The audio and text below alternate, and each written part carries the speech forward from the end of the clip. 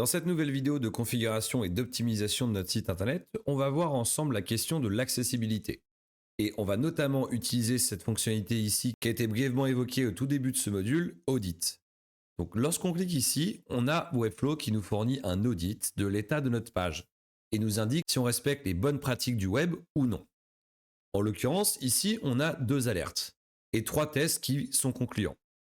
Le premier ici, Missing Alt Text, qui nous indique que nos images n'ont pas de texte alternatif. Qu'est-ce que le texte alternatif? Lorsqu'on se rend sur un site internet comme celui-ci, DoPixel, et qu'on va directement voir une image, on peut faire un clic droit, inspecter, et on voit ici qu'il y a une valeur qui s'appelle alt, alternatif, qui décrit l'image textuellement. Un homme de dos écrivant du code informatique sur un ordinateur portable. Cette information est très importante pour les personnes malvoyantes qui utilisent le web tous les jours. Ces dernières ne peuvent pas voir l'image sur l'écran. Elles utilisent un audio descripteur qui va analyser l'ensemble du texte sur la page et le lire. Donc s'il y a une image, il faut remplir ce champ alternatif pour que cette personne puisse avoir une description à l'oral de cette image en particulier. Deuxièmement, c'est aussi important parce que Google demande de remplir ces informations alt parce que Google pense à ces personnes avec cet handicap. Si vous ne renseignez pas ces informations alternatives pour les images, vous serez susceptible d'être pénalisé par Google en termes de référencement. Rebasculons sur Webflow. Comment faire pour renseigner ces informations textuelles alternatives? On va par exemple prendre notre première image concernée, on va cliquer ici pour s'y rendre. Automatiquement, il nous met sur l'image et la sélectionne et nous donne une description du problème rencontré et des solutions possibles. Donc, en l'occurrence, on a 2 solutions. La première, c'est aller sur les paramètres de l'image directement. Et là, on voit une option Alt Text. Et là, il est marqué Use Alt Text from Asset, c'est-à-dire que ce paramètre permet d'utiliser la description textuelle de l'image directement depuis les assets. C'est-à-dire que si l'image est utilisée plusieurs fois sur le site, on vient se référer directement à l'origine et on n'a pas besoin de la renseigner à chaque fois. Autrement, on peut également sélectionner Custom Description et on va la renseigner nous-mêmes. Villa moderne par exemple. Mais si cette image existe ailleurs sur le site internet, il faudra également renseigner individuellement ou alors que les autres images utilisent le paramètre Use Alt Text from Asset. Troisième option, Decorative. Cela permet de se passer de cette obligation de renseigner cette information textuelle, notamment pour des images qui n'ont pas besoin d'être décrites. Par exemple, une image d'une flèche, ici c'est un icône, mais si c'était une image, on pourrait sélectionner Decorative pour dire que ce n'est pas pertinent de décrire cette image pour l'expérience utilisateur. Donc lorsque vous renseignez les informations de texte alternatives pour les images, vous devez toujours vous poser la question en premier, est-ce que cette image apporte une valeur ou non à la page? Si oui, alors il faut renseigner. Sinon, vous pouvez sélectionner Decorative.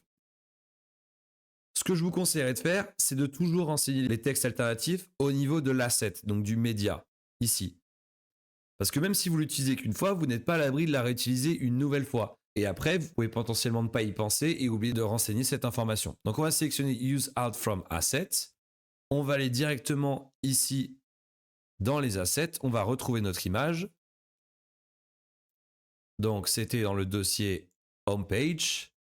On va sélectionner les 3 petits points ici. Et Edit Settings. Et là, on a l'information Alt Text qu'on peut renseigner.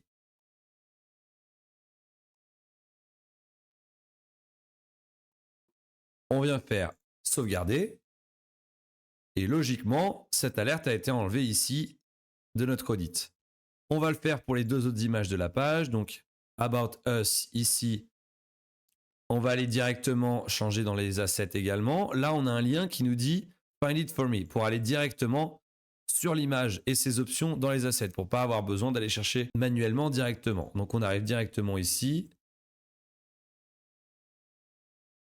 OK. Et après, la troisième, nos services.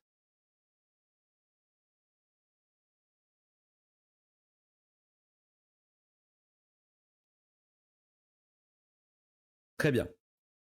Alors, alerte suivante. Ici, on a un Non-Descriptive Link Content. En fait, il fait référence directement à notre bouton ici.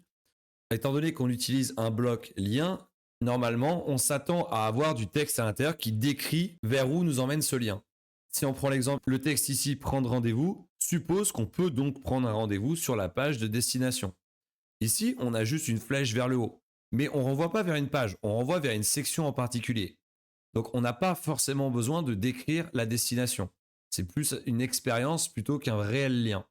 Mais comme c'est le même type d'élément, il répond au même type d'alerte. Donc ce qu'on peut faire ici, c'est dire qu'on veut ignorer cette alerte parce qu'elle n'est pas concernée. Donc on clique sur Ignore this. Et automatiquement, on n'a plus l'alerte qui s'affiche ici.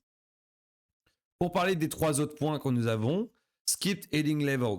Ce test va vérifier qu'on respecte bien une architecture de titre correcte. Donc comme on l'a vu dans la partie théorie du premier module, un seul H1 et un peu plus tard lors de la création du site, un seul H1 qui annonce la thématique de la page, ensuite des H2 qui annoncent les sections et après potentiellement des H3 en dessous pour des sous-sections. À partir du moment où on ne respecte pas cet ordre-là, on va avoir une alerte ici. Par exemple, si on utilise 2 H1 et qu'on ne fait pas attention, il va dire non, vous ne pouvez en avoir qu'un seul. Il ne va pas vous interdire de publier le site, mais c'est vraiment des recommandations d'accessibilité et des bonnes pratiques. Par contre, Google, lui, s'il voit que vous avez 2 H1 sur la même page, va vous pénaliser parce qu'il accorde une très grande attention à cette hiérarchisation du contenu. Pour cette page d'accueil, on a terminé. On va aller regarder sur notre page contactée. Ici, pas d'alerte en particulier sur les autres éléments, mais par contre, on a toujours ce non-descriptive link content, et notamment pour les liens vers les réseaux sociaux. Donc c'est la même problématique, à savoir un icône et pas une image, donc on ne va pas pouvoir lui ajouter un attribut alt pour décrire l'image. On pourrait ajouter du texte en dessous pour répondre à ce besoin, mais on s'écarterait du design qu'on a voulu assez simpliste. Donc ce qu'on va faire, c'est qu'on va juste muter également ces alertes-là. Si c'était un vrai site à livrer à un client, l'alternative pour ne pas avoir cette alerte, ça serait d'utiliser des images des logos plutôt que des icônes comme on l'a fait nous. On pourrait lui donner un contenu textuel alternatif et donc on n'aurait plus cette erreur. Mais pour cet exemple dans la formation, on ne va pas forcément s'embêter. Donc on va juste la mettre en sourdine. Et après, il nous reste à aller voir notre page propriété, où là, il nous dit que tout est très bien. Cependant, il ne fait pas forcément allusion au texte alternatif des images du CMS, seulement les images statiques. Donc on va devoir aller vérifier directement si on a bien ces informations pour les images dans notre CMS. On va donc sur notre CMS, ici, propriété, on va prendre Penthouse étoile, et là on a notre image principale. Par contre, on ne peut pas renseigner d'alt directement sur cette image. Et on ne peut pas non plus aller renseigner le alt sur l'asset directement ici, étant donné que les deux images ne sont pas liées. Elle avait été importée directement dans cet élément propriété. Pour remédier à ça, on va pouvoir ajouter un champ supplémentaire qu'on va appeler alt image principale. On va sauvegarder. Dans un souci d'organisation, on va le placer juste après l'image principale ici et on va sauvegarder la collection. À partir de maintenant, on va aller renseigner directement l'alt de l'image principale en question. On fait sauvegarder. On revient sur notre page ici. Et en l'occurrence, on ne va pas pouvoir appliquer le paramètre sur celle-ci parce que c'est une image qu'on avait mis en background. Donc on va venir s'intéresser aux card property. On rentre dedans, on sélectionne notre image. Ici, on retrouve l'information alt text avec le petit bouton violet ici. Et on voit qu'il nous propose Create and Connect New Property. Étant donné que notre élément card, on l'a créé comme composant, on doit passer par cette fonctionnalité des propriétés. Si on avait eu un élément classique, on aurait pu le faire directement sur l'image avec la pop-up qui s'affiche. Mais dans notre cas de figure, on doit procéder ainsi. On va donc créer une propriété qu'on va appeler image principale alt text et on veut que ça soit custom description. On fait créer, on quitte l'édition du composant, on revient là et on a notre nouvelle propriété qui s'est ajoutée ici. Et on peut venir sélectionner directement ici alt image principale. Maintenant, il nous reste la question des images du diaporama. Donc quand on clique ici, on a plusieurs images. Elles ne sont pas visibles directement sur la page. Elles s'affichent en diaporama pop-up comme ça, mais il faut quand même renseigner leur description alternative. Donc on retourne dans les paramètres CMS. Et on va dans la partie qui contient nos différentes images.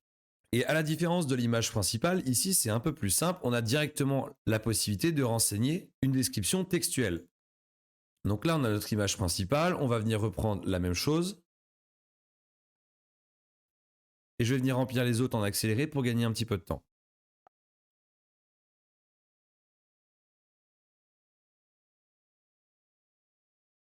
Voilà pour notre description alternative des images de notre propriété.